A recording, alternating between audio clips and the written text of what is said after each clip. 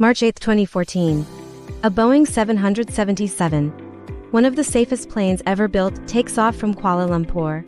This is Malaysia Airlines Flight 370, on a routine overnight journey to Beijing. On board are 227 passengers and 12 crew members.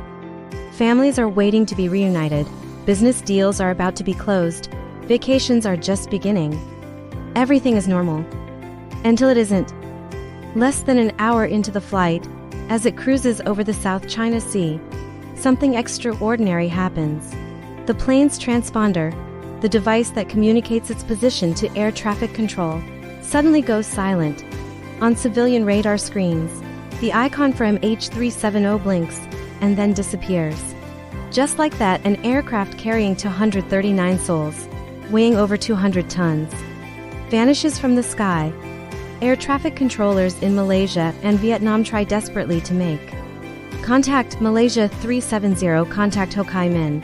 Malaysia 370. But there's only silence. The initial assumption is a catastrophic failure, a sudden event that brought the plane down right where it disappeared. But this is where the story takes its first bizarre turn. Military radar, which operates differently from civilian systems, tells a different story. It shows an unidentified aircraft making a sharp, deliberate turn back towards the Malaysian peninsula. This mystery aircraft flies across Malaysia, its path suggesting it was being actively piloted.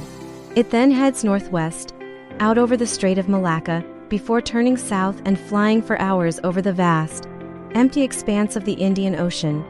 This ghost flight continued until it was beyond the range of any military radar. An entire Boeing 777, flying completely dark. How do we know it kept flying for so long? Thanks to a series of automated satellite pings. A satellite owned by the British company Inmarsat received hourly handshakes from the plane's systems. These pings didn't contain location data, but they confirmed the plane was still powered up and flying.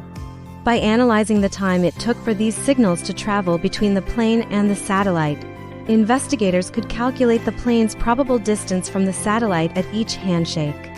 This created two massive arcs on the map, one stretching north into Central Asia, and another arcing south into the remote southern Indian Ocean.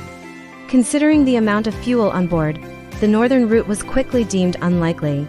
It would have required crossing the airspace of several countries, and surely someone would have spotted a rogue 777.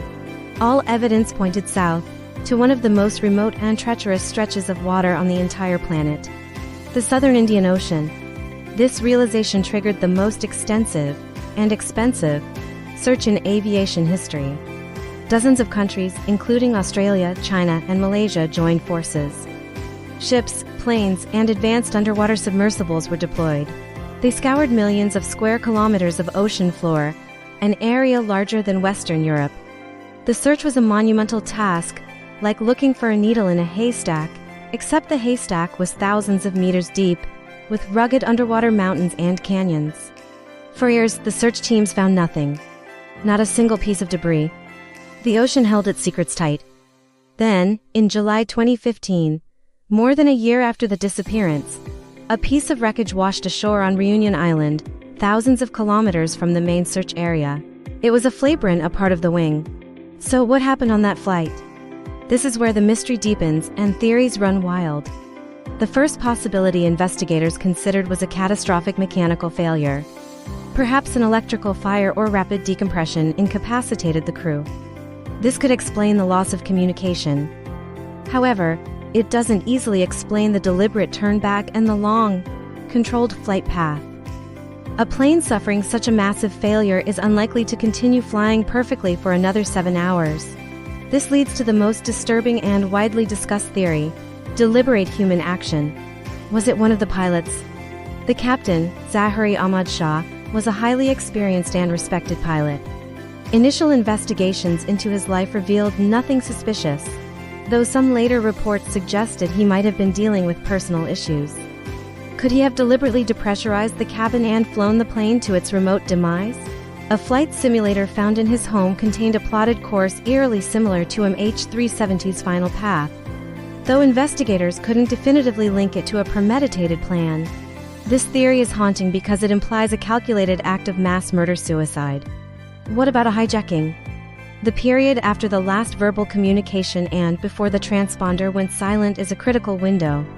Could someone have entered the cockpit and taken control? If so, who and why? No terrorist group has ever claimed responsibility, which is unusual for such a high-profile act. A hijacker would typically have demands, a political motive. But MH370's flight path seems to lead to nowhere but oblivion. There was no communication, no demands, just a long, silent flight into the abyss. Then there are the more speculative theories. Some have suggested a remote cyber hijacking, where someone on the ground electronically seized control of the aircraft systems.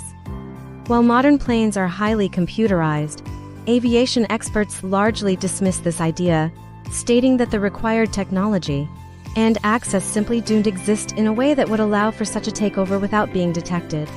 Other, more fringe theories talk of exotic cargo, military interception, or even alien abduction. But with zero evidence, these remain firmly in the realm of fiction.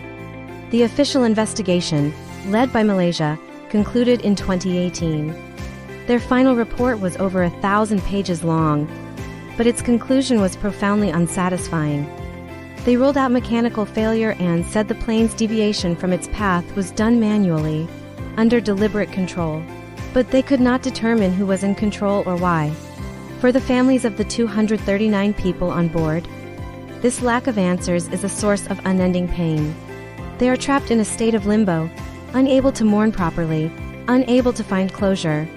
They have fought tirelessly for the search to continue, holding on to the hope that one day, the plane will be found, and the truth will come out. Their grief is compounded by the mystery.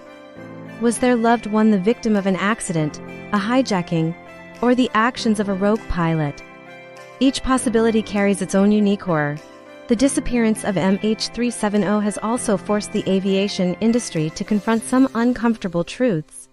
How, in an age of constant connectivity, GPS, and satellite tracking, can a modern airliner simply vanish? In response, new regulations have been put in place.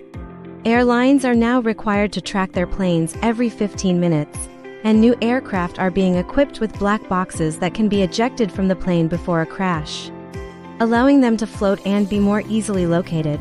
MH370 was a wake-up call, a stark reminder that despite our technological prowess, we are not infallible. Today, private companies like Ocean Infinity have launched their own no-find, no-fee searches, using cutting-edge autonomous underwater vehicles to scan the seabed. They believe that with better technology and more refined data analysis, they can succeed where previous efforts failed.